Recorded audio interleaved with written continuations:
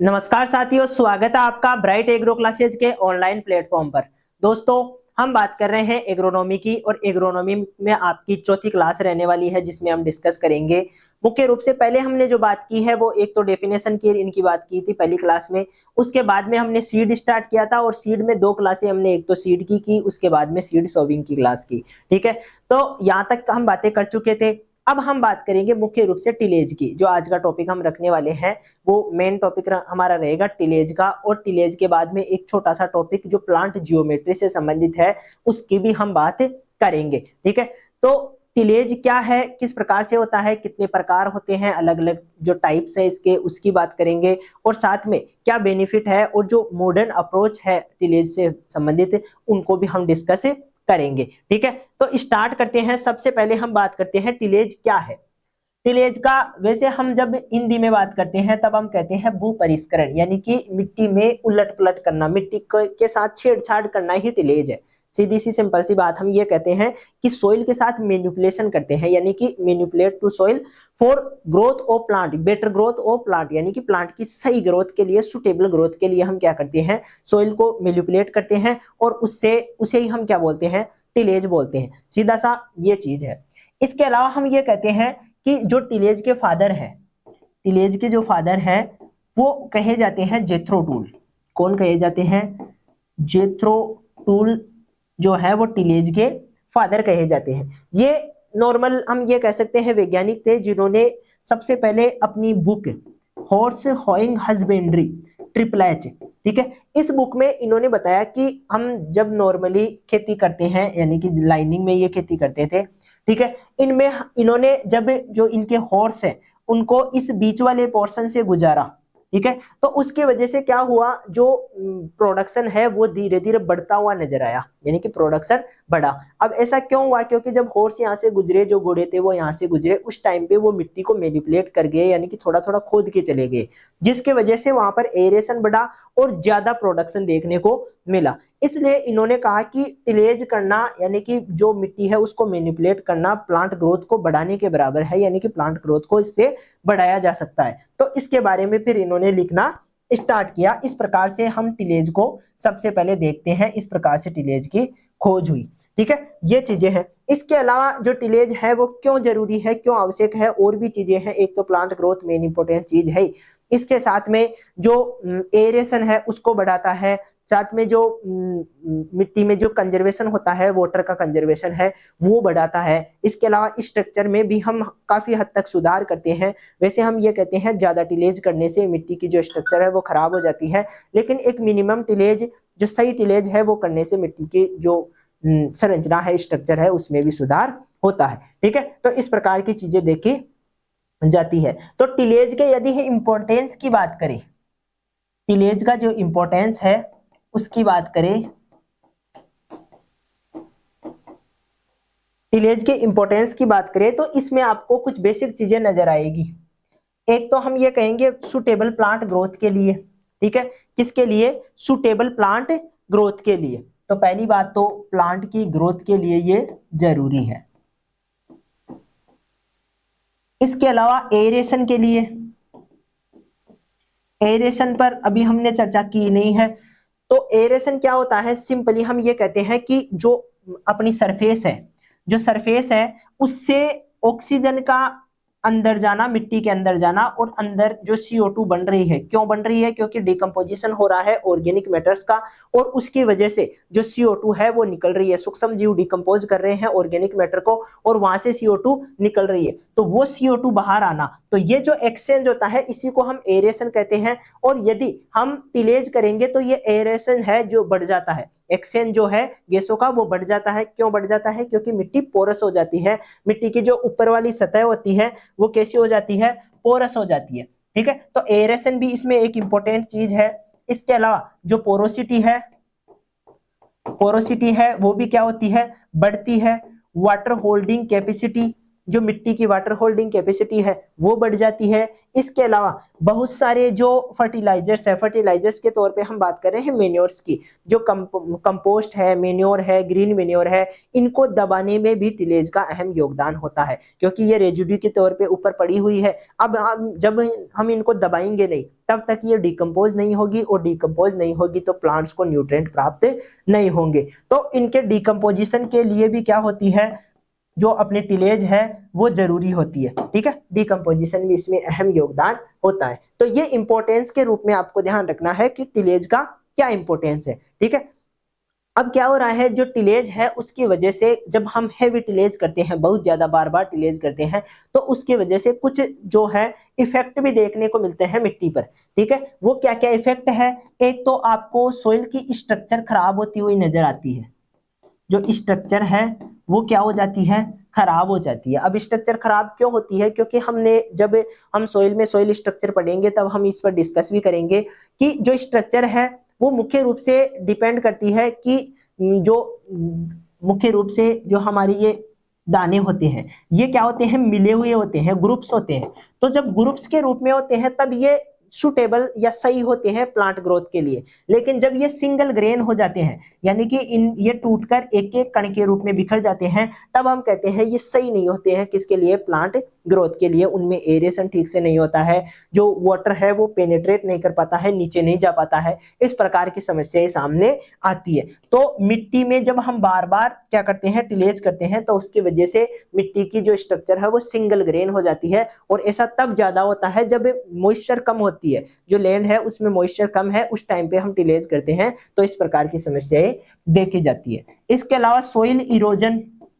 जो सोइल का इरोजन है वो भी इसके कारण क्या होता है, ज्यादा होता है, क्योंकि मिट्टी टूट जाएगी, जो ढेले हैं वो नहीं रहेंगे, तो पानी के साथ, हवा के साथ उड़कर या बहकर जाने का जो खतरा है वो बढ़ जाता है। तो ये प्रॉब्लम्स मुख्य रूप से क्या करती है, देखने को मिलती है जब हम बार बार ज्यादा टिलेज, हेवी टिलेज करते हैं। ठीक है, तो ये चीज आपको ध्यान में रखनी है। अब इसके बाद में हम बात करेंगे जो क्लासिफिकेशन है, उसकी बात करेंगे, टिलेज को किस प्रकार से क्लासिफाई किया गया है, कौन कौन सी चीजें हैं जो हमको टिलेज में ध्यान रखनी है।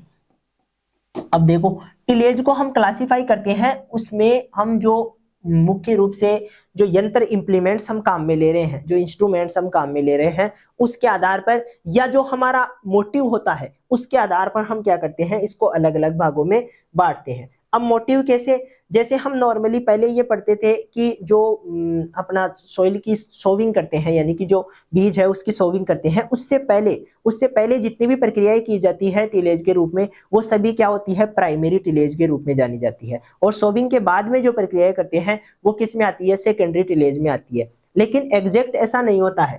ठीक है, काफी हद तक ये ठीक है, लेकिन एग्जैक्ट ऐसा नहीं होता है। क्यों नहीं होता है, अभी देखते हैं। इसमें क्या होता है, जो प्राइमरी टिलेज है, पहले हम किसकी बात कर रहे हैं, प्राइमरी टिलेज की बात कर रहे हैं। ठीक है, आपके ये जो प्राइमरी टिलेज है इसमें एक दो चीजें देखने को मिलती है।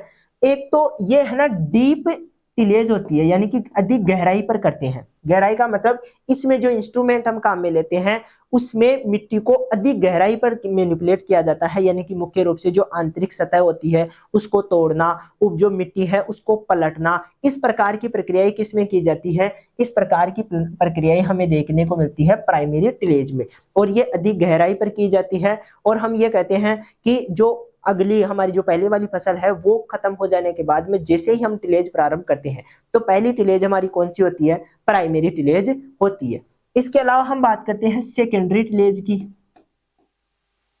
किसकी बात करते हैं, सेकेंडरी टिलेज की। अब सेकेंडरी टिलेज में क्या क्या चीजें हैं, तो सेकेंडरी टिलेज में आपको देखने को मिलता है, एक तो ये क्या होती है, गहराई में नहीं होती है, इतनी डीपली इसको नहीं करते हैं, इसमें हमारा मोटिव अलग होता है। ठीक है, पहली बात तो ये अधिक गहराई में नहीं होती है, कम होती है। ठीक है, इसके अलावा हम कहते हैं यहाँ पर हमारा मोटिव होता है मिट्टी को पलटना, क्या करना, मिट्टी को पलटना। इसके अलावा जो ऑर्गेनिक मैटर है उसको दबाना। ठीक है, ये उद्देश्य होता है। या फिर हम ये जानते हैं कि जो हमारी ये मान लो मिट्टी है, इसमें ऊपर से नीचे जाने पर हार्ड पेन नजर आती है। एक जगह ऐसी होती है जहां पर क्या होता है, ऑर्गेनिक मैटर इकट्ठा हो जाता है, या जो कले के कण है वो इकट्ठे होकर एक हार्ड पेन बना लेते हैं, एक सरफेस बना लेते हैं, उससे नीचे पानी नहीं जा पाता है, उससे नीचे क्या नहीं, पानी नहीं जा पाता है, जिसके कारण यहाँ पर आपको देखने को मिलता है ड्रेनेज की समस्या।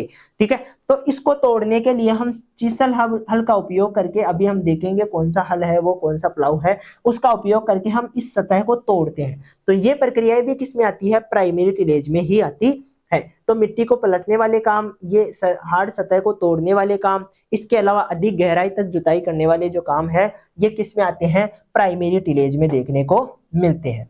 ठीक है, ये चीज आपको ध्यान में रखनी है। इसके अलावा यहाँ पर हम पोरोसिटी बढ़ाने के लिए, ठीक है, पोरोसिटी बढ़ाने के लिए, सोविंग के लिए बेड, जो सीड बेड होती है वो तैयार करने के लिए, इस प्रकार की जो प्रक्रियाएं है वो यहाँ पर करते हैं सेकेंडरी में। ठीक है, यहाँ पर हम मुख्य रूप से क्या कर रहे हैं, एक तो जो मिट्टी को पलटने का काम कर रहे हैं वो कर रहे हैं, इसके अलावा हम जो सीड बेड है वो तैयार करने के लिए मिट्टी को तैयार करते हैं।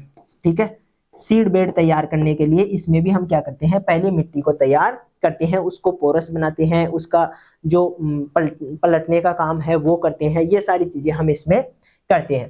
ठीक है, तो ये बेसिक चीजें हैं। इसके अलावा इसमें एक चीज ये पूछी जाती है कि कौन कौन से इंस्ट्रूमेंट हम काम में लेते हैं, जो इम्प्लीमेंट्स हम काम में लेते हैं, जो प्लाऊ होता है, हल होता है, हेरो होता है, वो किस प्रकार से किस में क्या क्या काम में आते हैं।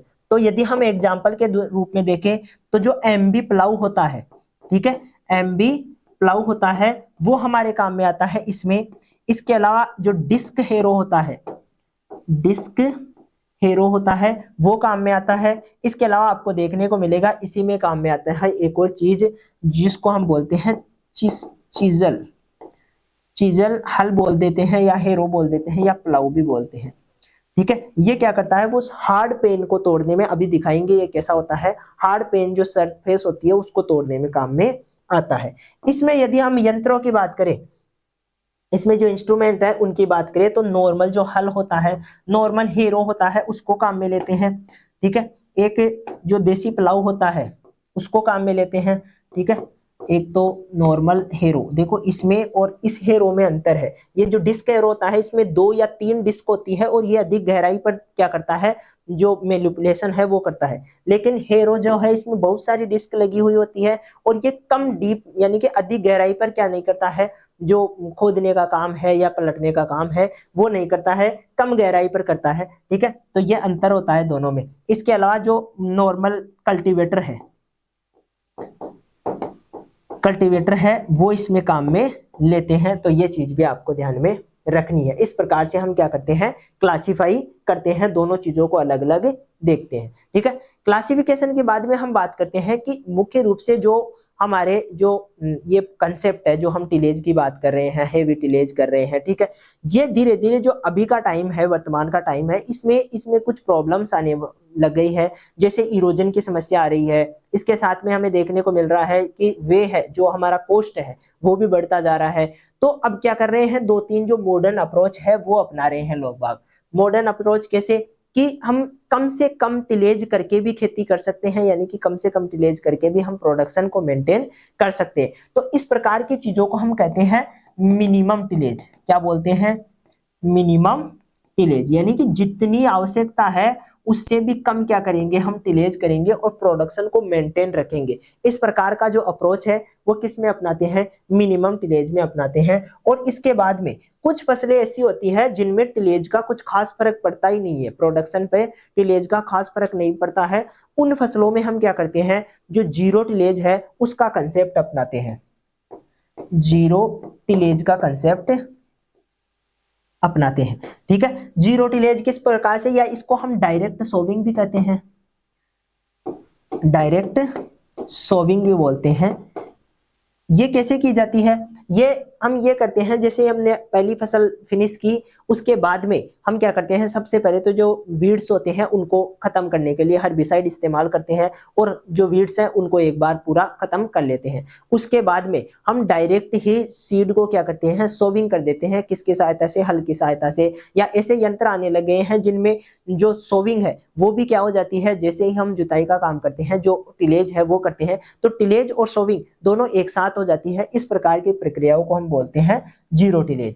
और मिनिमम टिलेज में हम 1-2 टिलेज पहले करते हैं, उसके बाद में हम क्या करते हैं, जो अपना सोविंग है वो कर लेते हैं। ठीक है, तो इस प्रकार की चीजें ये मॉडर्न कंसेप्ट के रूप में देखे जाते हैं। दोनों ही क्या है, मॉडर्न कंसेप्ट के रूप में है, जो हम आजकल टिलेज में काम में ले रहे हैं। ठीक है, ये चीजें हैं। इसके बाद में हम बात करेंगे जियोमेट्री की, यानी कि जो जियोमेट्री है वो ये बताती है अरेंजमेंट को मुख्य रूप से।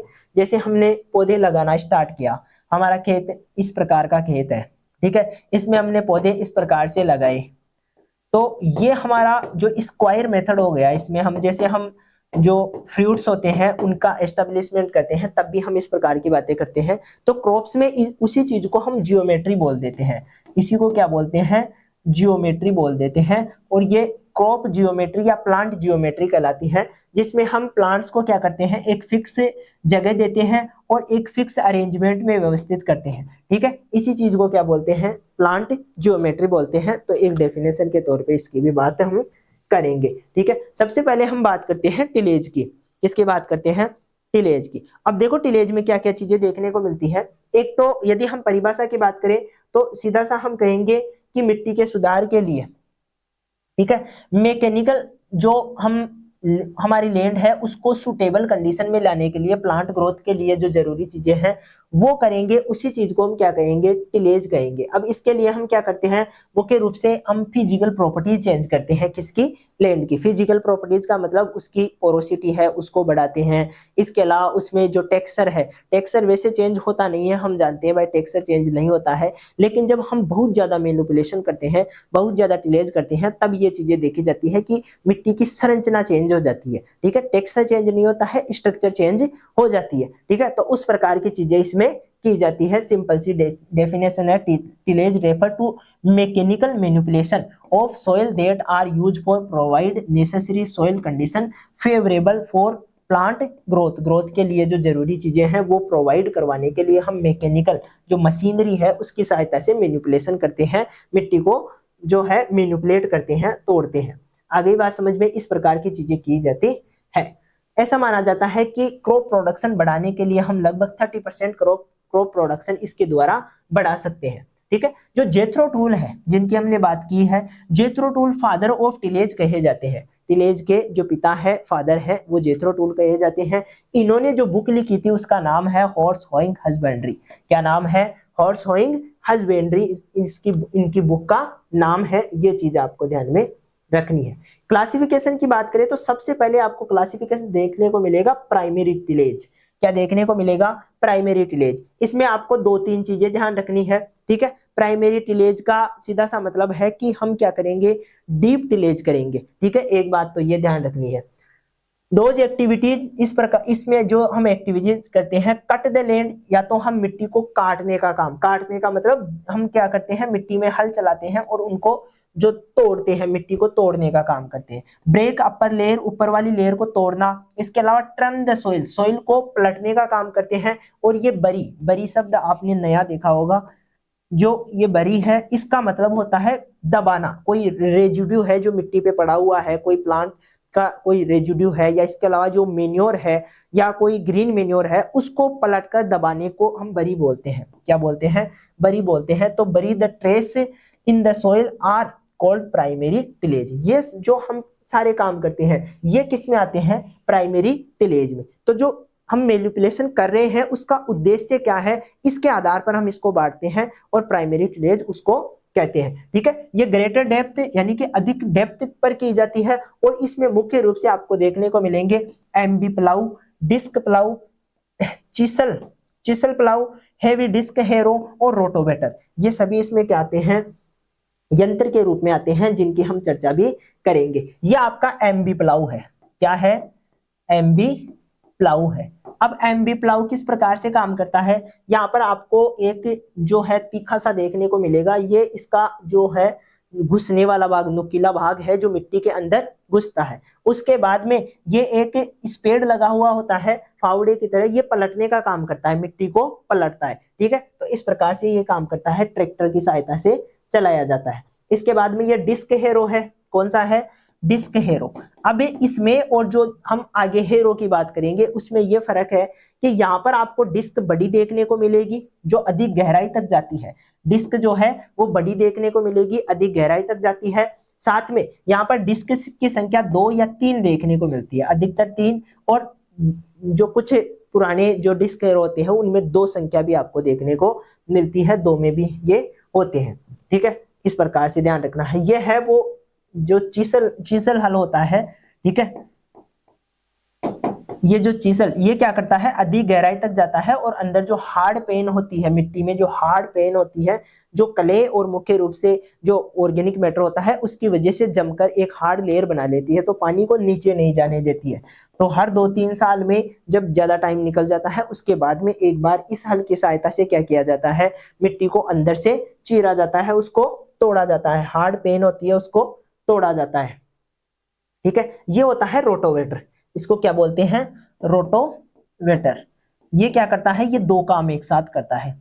एक काम तो ये मिट्टी को पोरस बनाता है, यानी कि मिट्टी को साथ में मिलाता भी है, और दूसरा ये मिट्टी पलटने का काम भी करता है। ऊपर वाली मिट्टी को नीचे और नीचे वाली मिट्टी को ऊपर ले आता है, उसको पोरस बनाता है, और नीचे पीछे इसके एक पाटा लगा हुआ होता है, यानी कि लेवल करने के लिए एक लेवलिंग भी लगा हुआ होता है, जो क्या करता है, मिट्टी को साथ में लेवल करते हुए आता है। तो इस प्रकार से ये 2-3 काम एक साथ कर देता है। ठीक है, ऑब्जेक्टिव की बात करें तो प्राइमरी जो टिलेज है उसके मुख्य रूप से ऑब्जेक्टिव क्या होंगे, एक तो गुड जर्मिनेशन के लिए और सीडलिंग के लिए क्या करना, बेड तैयार करना। ठीक है, जो बेड होती है, जो हम सीड बेड तैयार करते हैं वो तैयार करना अच्छी वाली।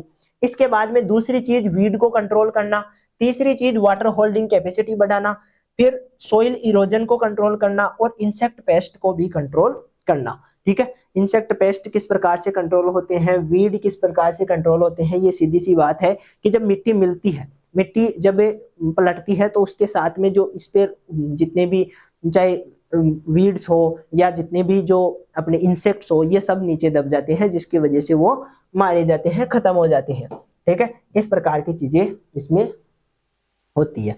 अब बात करते हैं इसके अलावा जो मेन्योर होती है उसको मिक्स करने के लिए, फर्टिलाइजर्स को मिक्स करने के लिए भी काम में लिया जाता है, और जो ग्रीन मेन्योर है उसको दबाने के लिए, जो ग्रीन मेन्योर है प्लांट के रेजिड्यू है उनको ग्राउंड से नीचे दबाने के लिए, मिट्टी में अंदर दबाने के लिए क्या करते हैं, इस प्रक्रिया का इस्तेमाल करते हैं। तो प्राइमरी टिलेज हम किस प्रकार से क्लासीफाई कर सकते हैं, जो ऑब्जेक्टिव है उसके आधार पर, हम क्या करना चाह रहे हैं उसके आधार पर। यदि हम मिट्टी को पलटना चाह रहे हैं, यदि हम मिट्टी को अधिक गहराई पर चीरना चाह रहे हैं, अधिक गहराई पर टिलेज कर रहे हैं, या फिर हमारा उद्देश्य जो नीचे वाली हार्ड पेन है उसको तोड़ना है, तो इस प्रकार के काम सभी किस में आएंगे, प्राइमरी टिलेज में आएंगे। और इनसे संबंधित जो इंप्लीमेंट्स है, जो जितने भी यंत्र है वो किस में आ जाएंगे, प्राइमरी टूल्स के रूप में जाने जाएंगे। ठीक है, दूसरी हम बात करते हैं सेकेंडरी टिलेज की। ठीक है, अब सेकेंडरी टिलेज जब हम प्राइमरी टिलेज कंप्लीट कर लेते हैं उसके बाद में प्रारंभ होती है सेकेंडरी टिलेज, और सेकेंडरी टिलेज में वो सारी प्रक्रियाएं आती हैं जो हम बाद में हार्वेस्टिंग तक करते हैं, चाहे अर्थिंग अप करना हो, चाहे सोविंग करना हो, चाहे इसके अलावा कोई और भी चीज करनी हो, जितनी भी चीजें हैं वो सभी, चाहे पोरोसिटी बढ़ाने के लिए कुछ भी करना हो, ये सारी चीजें किस में आती है, सेकेंडरी टिलेज में आती है। ठीक है, तो सेकेंडरी टिलेज में हमारा मोटिव क्या रहता है, ठीक है, लैंड को लूज बनाने के लिए, ढीला बनाने के लिए, ठीक है, इसको लेवल करने के लिए, और इसमें हार्डनेस को कम करने के लिए या हार्डनेस को बढ़ाने के लिए। ठीक है, और ये सारी चीजें किस में की जाती है, सेकेंडरी टिलेज में की जाती है। ठीक है, लेवलिंग करना, लूज करना, ठीक है, ये सारी किस में करेंगे, इसी में करेंगे। आ गई बात समझ में। यदि इंस्ट्रूमेंट की बात करें तो ये लो डेप्थ पे करते हैं, ये जो काम होता है ये लो डेप्थ पे यानी कि अधिक गहराई पे नहीं होता है। और इसमें जो साधारण हेरो है, देखो डिस्क हेरो और हेरो में अंतर है, और दोनों अलग अलग चीजों में काम में आ रहे। वो वाला जो हेरो है वो डिस्क हेरो है, और उसमें अधिक बड़ी प्लेटें लगी हुई होती है, जो डिस्क होती है उनकी साइज ज्यादा बड़ी होती है। ठीक है, और संख्या कम होती है। यहाँ पर डिस्क की साइज कम होगी और संख्या ज्यादा होगी, यह डिस्क हेरो के वो हेरो के रूप में जाना जाता है। ठीक है, इसके अलावा कल्टीवेटर जो सामान्य हल होता है वो भी हम इसमें देखेंगे। ये कल्टीवेटर है, ठीक है, क्या है, कल्टीवेटर। ये अधिक गहराई तक नहीं जा पाता है। ठीक है, जो हमारा चीजल हल होता है वो अधिक गहराई तक जाता है, लेकिन ये क्या है, अधिक गहराई तक नहीं जाता है, तो ये सेकेंडरी में आता है। और जो अधिक गहराई तक जितने भी काम नहीं होते हैं वो सेकेंडरी में ही आते हैं। ठीक है, तो डिस्क हैरो और कल्टीवेटर मुख्य रूप से सेकेंडरी में आते हैं। इसके अलावा कुछ यंत्र जो अर्थिंग अप में काम में आते हैं, मिट्टी को चढ़ाने में काम में आते हैं, वो भी सेकेंडरी में ही आते हैं। इसके अलावा स्प्रे करने वाले यंत्र, चाहे और हम जितनी भी सारी प्रक्रियाएं करते हैं वो सभी किस में आते हैं, होइंग करने के लिए ये सारे यंत्र किस में आते हैं, सेकेंडरी में ही आते हैं। ठीक है, ऑब्जेक्टिव की बात करें तो वीड मैनेजमेंट करने के लिए, मेक सॉइल क्रम्बी, मिट्टी को क्रम्बी बनाने के लिए, लेवल करने के लिए, जो हार्डनेस है वो प्रोवाइड करवाने के लिए, ब्रेक क्लोड्स, जो क्लोड्स हो जाते हैं, क्लोड्स कैसे बनते हैं, जब जो मिट्टी में नमी कम होती है, मॉइस्चर कम होती है, उस टाइम पे हम टिलेज करते हैं तो मिट्टी में बड़े बड़े ढेले बन जाते हैं जिनको क्लोड्स कहते हैं। ठीक है, तो उन क्लोड्स को तोड़ने के लिए, सॉइल को मॉइस्चर को कंजर्वेशन करने के लिए, इंक्रीज एरेशन, एरेशन बढ़ाने के लिए, शुगर केन में, पोटैटो में, ग्राउंडनट में जो अर्थिंग अप है, जो सोइल को चढ़ाने का काम है, एड करने का काम है, वो भी सेकेंडरी में ही आता है। ये चीज आपको ध्यान में रखनी है। ठीक है, इसके बाद में बात करते हैं टिल्थ क्या है। टिल्थ एक फिजिकल कंडीशन है। टिल्थ क्या है, मिट्टी की एक फिजिकल कंडीशन है जो ये बताती है कि ये मिट्टी क्या है, सुटेबल है किसके लिए, प्लांट ग्रोथ के लिए। ठीक है, उस कंडीशन को हम क्या बोलते हैं, उस कंडीशन को हम टिल्थ कहते हैं। Physical condition of land created by tillage, tillage द्वारा बनाई जाती है, which is suitable for plant growth, growth के लिए सुटेबल होती है, उसी को हम टिल्थ कहते हैं। क्योंकि प्लांट ग्रोथ के लिए क्या जरूरी है, पोरोसिटी होना चाहिए, एरेशन होना चाहिए, वाटर होल्डिंग कैपेसिटी ज्यादा होना चाहिए। ये सारी चीजें किससे होती है, टिलेज से होती है। तो टिलेज के बाद में जो मिट्टी की कंडीशन बनती है, सोइल की जो कंडीशन होती है, उसी को हम क्या कहते हैं, टिलेज, वो टिल्थ कहते हैं। ठीक है, तो गुड टिल्थ में क्या क्या चीजें होनी चाहिए, यानी कि एक टिल्थ, गुड टिल्थ हम किसे कहेंगे, तो वो क्या होनी चाहिए, सॉफ्ट होनी चाहिए। मिट्टी कैसी होनी चाहिए, सॉफ्ट होनी चाहिए, फ्रीएबल होनी चाहिए। फ्रीएबल का मतलब वही, उसमें पोरोसिटी होनी चाहिए। ठीक है, एरेशन अच्छा होना चाहिए। ठीक है, जो गैसें हैं उनका एक्सचेंज अच्छा होना चाहिए, और जो उनके क्रम्स है, जो ढेले हैं, जो ग्रुप्स है, एग्रीगेट्स है, वो 1 से लेकर 5 mm के बीच में होने चाहिए। 1 से लेकर 5 mm के बीच में होने चाहिए। ये चीज आपको ध्यान रखनी है। Soil aggregate should have ability to tolerate water and wind soil erosion, यानी कि जो मिट्टी है वो सोइल इरोजन जो वाइंड से और वाटर से दोनों से होता है, उसको टॉलरेट करने वाली, उसको रोकने वाली होनी चाहिए। जो टिल्थ है वो क्या हो, नहीं हो, उसमें ज्यादा से ज्यादा जो इरोजन है वो ना हो। ये चीज आपको ध्यान में रखनी है। ठीक है, इसके बाद में बात करेंगे soil should have high capacity of hold, जो रेन वाटर है उसको होल्ड करने की कैपेसिटी ज्यादा होनी चाहिए। वाटर को होल्डिंग कैपेसिटी है, वाटर को जो होल्ड करने की कैपेसिटी है वो मिट्टी की बढ़नी चाहिए, ऐसी टिल्थ होनी चाहिए। Land should have proper capacity to absorb water, infiltration ज्यादा होनी चाहिए। और साथ में जो कैपिलरी पोर है और नॉन कैपिलरी पोर है, इनकी हम बात कर चुके हैं सॉइल साइंस में। कैपिलरी और नॉन कैपिलरी जो पोर है उनका जो अनुपात है वो फिक्स होना चाहिए, यानी कि आधा आधा, आधे नॉन कैपिलरी पोर और आधे कैपिलरी पोर होते हैं। और अच्छे से हम बोल सकते हैं कि जो कैपिलरी पोर होते हैं वो कौन से होते हैं, माइक्रोपोर्स होते हैं, और जो नॉन कैपिलरी पोर्स होते हैं वो कैसे हैं, मैक्रोपोर्स है। तो दोनों का जो अनुपात है वो क्या होना चाहिए, 50-50% होना चाहिए, तभी जाकर उसमें वाटर भी होगा और एयर भी होगी, दोनों चीजें, और दोनों की ही पौधों की आवश्यकता होती है। ठीक है, तो ये चीजें आपको ध्यान में रखनी है। अब बात करते हैं जो मॉडर्न कंसेप्ट है उसकी बात करते हैं। मॉडर्न कंसेप्ट में हम कंजर्वेशन टिलेज की बात कर रहे हैं। कंजर्वेशन टिलेज का मतलब है ऐसी टिलेज जो क्या करे, प्रोडक्शन भी जो मेंटेन है वो रखे, और साथ में जो हमें इफेक्ट नजर आ रहे हैं सोइल इरोजन जैसे या मिट्टी की संरचना खराब होने जैसे, तो इनको भी कम करना है। ठीक है, दोनों ही चीजें, इनसे संबंधित जो चीजें हैं जैसे इकोफेलो, यानी कि जो इकोनॉमी है उससे, यानी कि जो हमारी इकोलॉजी है, पर्यावरण है, उसको नुकसान नहीं होना चाहिए। Limited tillage, reduce tillage, minimum tillage, zero tillage या डायरेक्ट सोविंग, ये सारी चीजें हैं जो हम मॉडर्न कंसेप्ट के रूप में पढ़ रहे हैं। आजकल ये चीजें ज्यादा देखी जा रही है। ठीक है, इनमें दो चीजें इंपॉर्टेंट है, एक तो मिनिमम टिलेज, इसका ध्यान रखना है, और दूसरा आपको ध्यान रखना है जो होता है जीरो टिलेज। ये दोनों चीजें इंपॉर्टेंट है। मिनिमम टिलेज का मतलब है इसमें हम जो ऑपरेशन है टिलेज के उनको कम करेंगे, और मिनिमम करेंगे कि वो क्या हो, गुड सीड बेड तैयार करने के लिए मिनिमम हो, हमें कम से कम जो है वो टिलेज करके बेड तैयार करनी है, सीड बेड तैयार करनी है, जर्मिनेशन के लिए मिट्टी तैयार करनी है। ठीक है, ये चीजें देखी जाती है, इस चीज को हम कहते हैं मिनिमम टिलेज।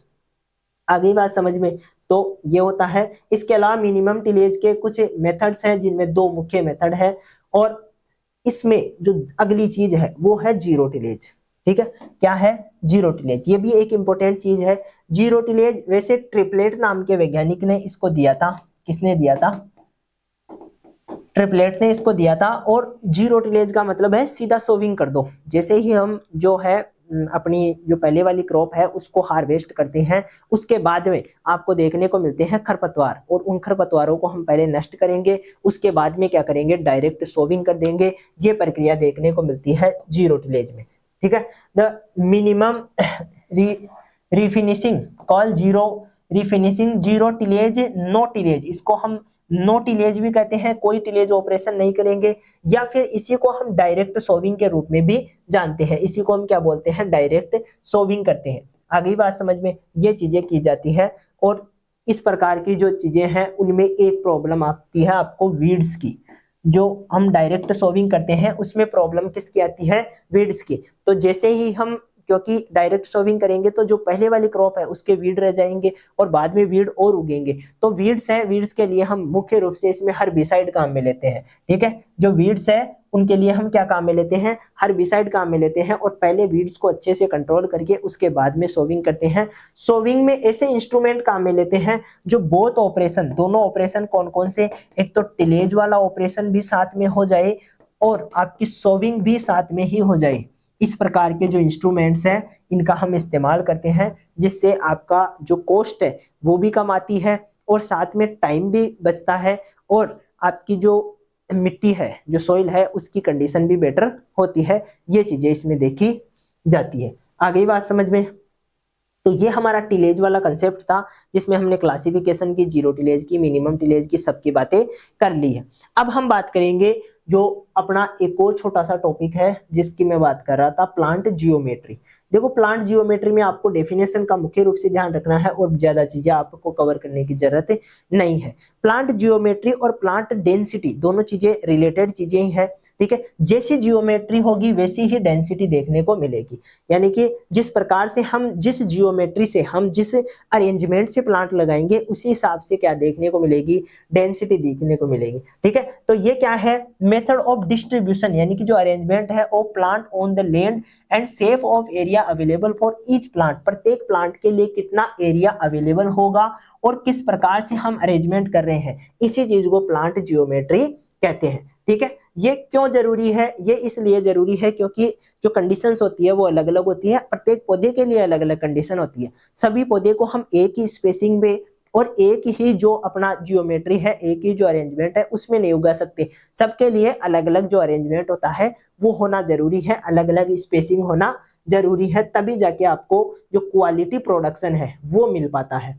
ठीक है, आगे बात समझ में, इसमें अलग अलग मेथड होते हैं। जैसे मेथड्स की यदि हम बात करें तो आपको देखने को मिलेगा circular geometry, square geometry, rectangular geometry, cubic geometry, ये सारी होती है। और इनके लिए हम ये कहते हैं कि जो क्यूबिक जियोमेट्री है उसमें सबसे ज्यादा प्लांट हम लगा सकते हैं। इन सब में क्या करते हैं? हाईएस्ट ऑफ प्लांट किस में लगते हैं?